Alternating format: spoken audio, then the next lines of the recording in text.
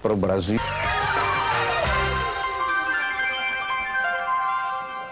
O índice de inflação escolhido pelo governo para servir de meta nas negociações com o FMI, o IPCA, ficou em 0,95% em novembro e em 11 meses já ultrapassou a previsão de 8% fechada com o FMI, está em 8,6%.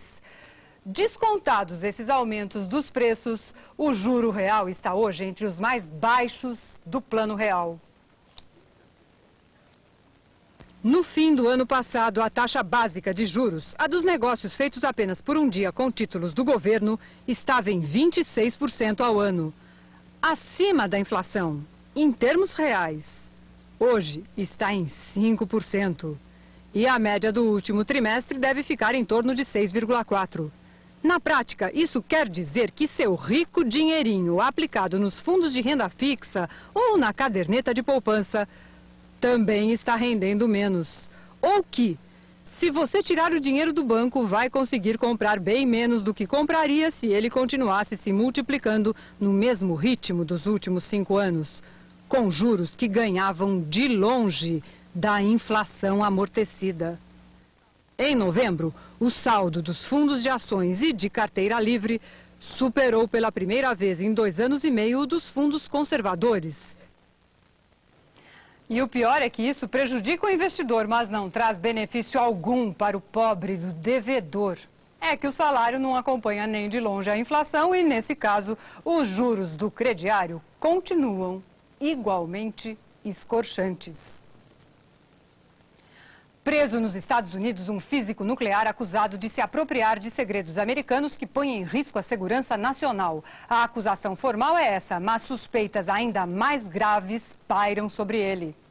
Desde 96, ele é o principal alvo das investigações sobre o roubo de segredos nucleares pela China. Wen Ho-lee, 59 anos, foi preso em casa por agentes do FBI.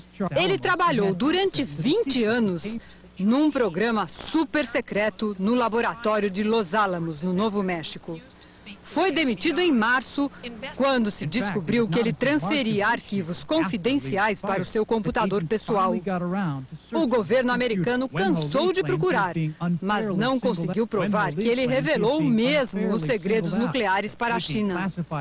Mesmo assim, Lee foi indiciado por uso indevido de informações secretas.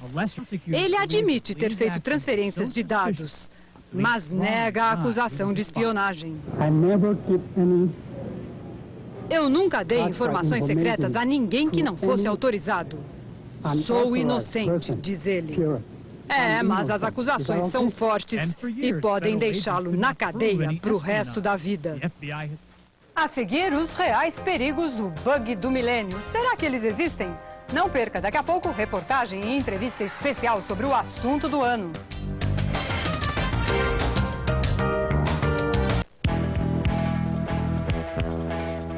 Globo Repórter. Reapresentação na Globo News, sábado, 9 e 5 da manhã e domingo, 1 e 5 da tarde.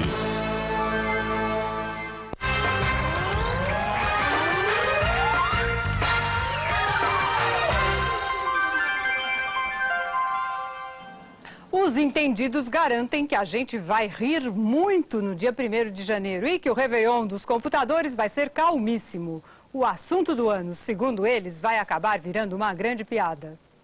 Afinal, quais são os reais perigos do bug do milênio? Faltam 21 dias para o ano 2000 e não faltam dúvidas sobre o que pode acontecer na virada do milênio. A senhora já ouviu falar no bug do milênio? Já ouvi sim.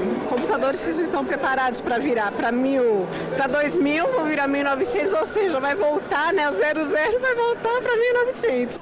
O mundo todo está com a pulga atrás da orelha. O que fazer com as contas bancárias, por exemplo? Muita gente já quer já tirar o dinheiro da conta logo, né? É o que eu vou fazer, né?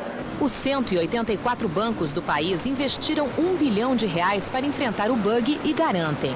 Dentro do banco não corre nenhum risco de perder o dinheiro. O que encerra no dia 31 é o que começa no dia 3, é o mesmo saldo. Outra pergunta que está no ar é: quem vai viajar de avião no último dia do ano corre algum perigo? Segundo o Sindicato Nacional das Empresas Aeroviárias, não. Mas por precaução, o intervalo entre voos numa mesma rota, que normalmente é de 10 minutos, vai passar a ser de 15 minutos, de 10 da noite de 31 de dezembro, até quando a operação for considerada completamente segura.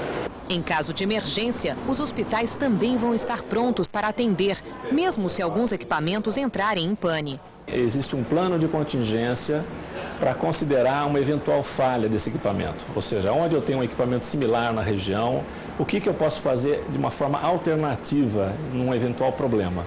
Sem dúvida, este Réveillon deve ser um dos mais iluminados da história. A maior distribuidora de energia da América Latina diz que a festa não vai ser ameaçada pela falta de luz. Mas, pelo sim, pelo não, 1000 pessoas vão estar de plantão na virada. Se a máquina tiver algum problema, nós estaremos com o fator humano de prontidão para resolver essas questões rapidamente. Bom, com a palavra, então, um especialista no assunto. Doutor Fernando, boa noite. Obrigada pela sua presença. Qual é o seu temor? O senhor tem algum receio em relação ao bug do milênio ou o senhor está completamente tranquilo? Eu estou completamente tranquilo e acho que todos devem ficar completamente tranquilos, né? As grandes empresas brasileiras, principalmente o setor financeiro, vêm fazendo o trabalho de prevenção, correção, testes e validação do que foi feito desde 1995. E, além disso, por determinação do próprio Banco Central, todos trabalharam em planos de contingência, que é aquela história: se tudo der errado, o que nós vamos fazer? Então, as pessoas não precisam se preocupar, o dinheiro vai continuar no banco, tudo vai continuar funcionando. Nem em ter impresso em casa o extrato bancário? Não, não é necessário. Porque pelo próprio plano de contingência, os bancos vão ter cópias dos arquivos antes da virada, vão ter impresso os saldos e os cadastros nas agências como se fosse antigamente, antes da automação bancária. Então, na segunda-feira, se o correntista for lá e precisar do saldo e por uma razão qualquer não tiver energia elétrica ou pifou o sistema de computação, eles têm condição de saber qual é o saldo que aquele correntista tinha na sexta-feira e fazer a movimentação. Doutor Fernando, saindo então dos bancos, num país geralmente pouco prudente ou pouco precavido como o Brasil, o senhor vê algum outro risco? Blackout, hospitais, aviões? Não, não. O que eu acho que pode haver são pequenas crises aqui e ali, né? Coisas bastante pontuais, nada generalizado. E coisas que vão afetar mais uma entidade específica, uma empresa que não vai conseguir emitir suas faturas porque seu programa deu errado e ele não tinha uma boa contingência, mas coisas isoladas. Nada que vá ser uma catástrofe, o avião vai cair ou coisas desse tipo. Então tá ótimo. Muito obrigada pela sua presença hoje aqui no Jornal da Globo. Prazer. Então, como a gente acabou de saber, o bug do milênio, na opinião de especialistas, vai mesmo ser muito tranquilo e a gente talvez, quem saiba, vá rir muito dele no dia 1º de janeiro. Uma boa noite para você e um bom fim de semana.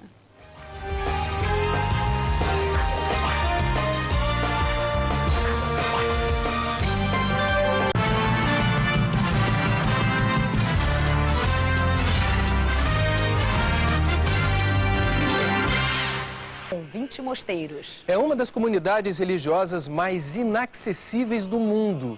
Os mosteiros guardam várias e preciosas coleções de arte cristã e bizantina.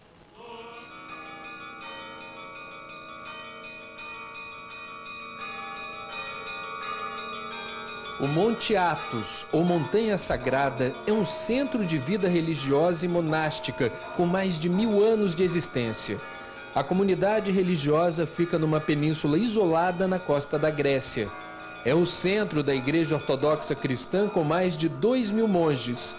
Por causa da localização geográfica, a comunidade é uma das mais isoladas do mundo.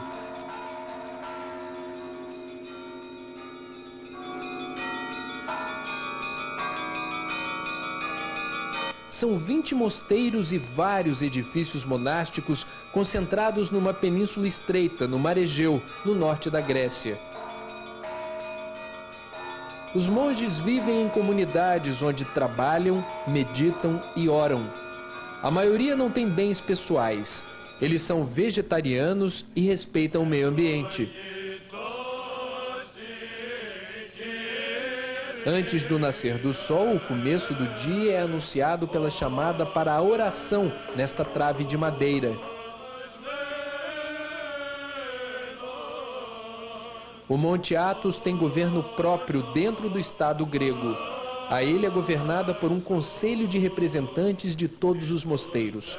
Um governador, nomeado por Atenas, orienta as relações entre os monges e o governo grego. Muitos dos mosteiros têm séculos de existência, a maioria de arquitetura bizantina. A restauração dos mosteiros está sendo financiada pelo governo grego e pela União Europeia. Nos mosteiros do Monte Athos está a maior coleção de arte cristã do mundo e também a maior coleção de arte bizantina e pós-bizantina do mundo.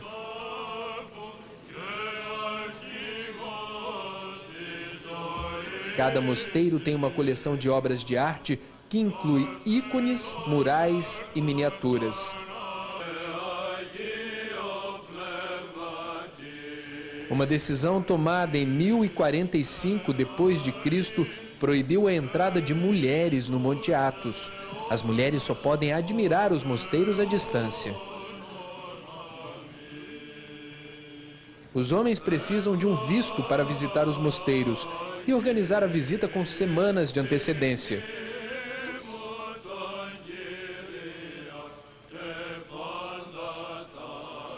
Monte Athos é patrimônio nacional da Grécia. Durante mais de 1000 anos, vem preservando as tradições ortodoxas gregas.